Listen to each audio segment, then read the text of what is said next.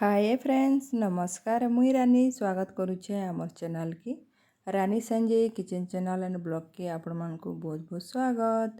तो आज मुई गुटे रेसिपीटी आपण मानकर संग शेयर करमी पोटल कषार। तो वीडियो की फास्ट लास्ट तक देखबे, भल लागले लाइक कर देबे, शेयर कर देबे आउ चैनल रे जे नुआ अछन सब्सक्राइब कर देबे और आमर संबलपुरिया वीडियो एंता देखुतबे। तो पोटल रो रेसिपीटा स्टार्ट करमा आउ एंता करी पोटल के थोड़े बने करी खाइबे। तो आसन बनावर स्टार्ट करमा। तो इन्हें नहीं जाइए मुझे बड़ बड़ पोटल मनाइला छोटा हेले भी चलबा। तो पोटल के धुई दीछे आउ मझीरू कट कर दीछे। तो पोटल के भाजमा तो 2 ରୁ 3 चामच तेल नहीं जाइए। तेलटा गरम है न तो पोटल दे करी पोटल के लाल करी भाजी देमा। तो पोटलटा यहाँ भाजी गला न बाहर कर देमा। मसला रे नहीं जिमा इे तो अदा लहसुन बटा, प्याज बटा, पातलघटा बटा, काजू और मगज के पानी बुतरे दीछे ये तार पेस्ट बनामा।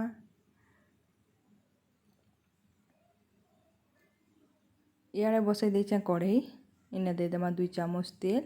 तेल गरम है न पकईदेमा टिके जीरा, तेजपतर, दालचीनी पकईदेमा आउ प्याज बटा देदेमा। प्याज बटा के भाजी देमा भल करी। तो प्याज भी भाजी गला न इटा एबे अदा लहसुन बटा देदेमा 2 चामच। इटा के भी कच्चा वासना जीवार तक कषी देमा। तो इटा वासना पलाला न सूखा मसला रे नहीं जिमा जीरा पाउडर, धनिया पाउडर, हल्दी पाउडर, लंका पाउडर, गरम मसला, स्वाद अनुसार नून तार उपरे एबे दे देमा। इने टिके पानी नहीं जिमा निहाले सूखा मसला हमर पुड़ी जीवा। पानी दे करी 2 मिनट इटा के भी कषी देमा मसला के आमे। तो मसलाटा इटा कषी हो गला न इने दे देमा पातलघटा बटा। तो 3टा पातलघटा के इने मुई ग्राइंडिंग कर दीछे। पातलघटा के भी तार कच्चा बासना जीवार तक भाजी देमा। तो इटा भाजी गला न पातलघटा आमर। तो इने गुटे गिना दे देमा पानी और इटा के फुटबार लगी छाड़ी देमा।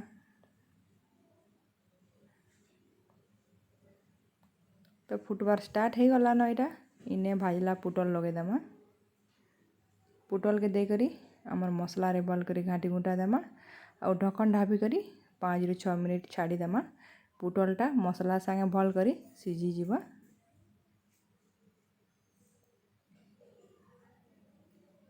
तो इटा भी फुटबार स्टार्ट हो गला न पोटलटा आमर मसला रे भल करी सीझले खाइबार लगी बहुत बढ़िया लगबा। तो इटा मुझे छाड़ी देमी सीझबार लगी। तो 5 ରୁ 6 मिनट हो गला न पोटल भी आमर भल कर सीझी गला न इने काजू और मगज बाटी कर रखी थी तार ऊपर रुकी देमा। रेडी हो गला आमर पोटल ग्रेवी, पोटल कषा भी बोली पारबे। इटा बेसी पतला भी नहीं होए टिके मोटा रहबा और तार ग्रेवी बहुत बढ़िया लागसी। एंता कर थोड़े बने देखबे पोटल के।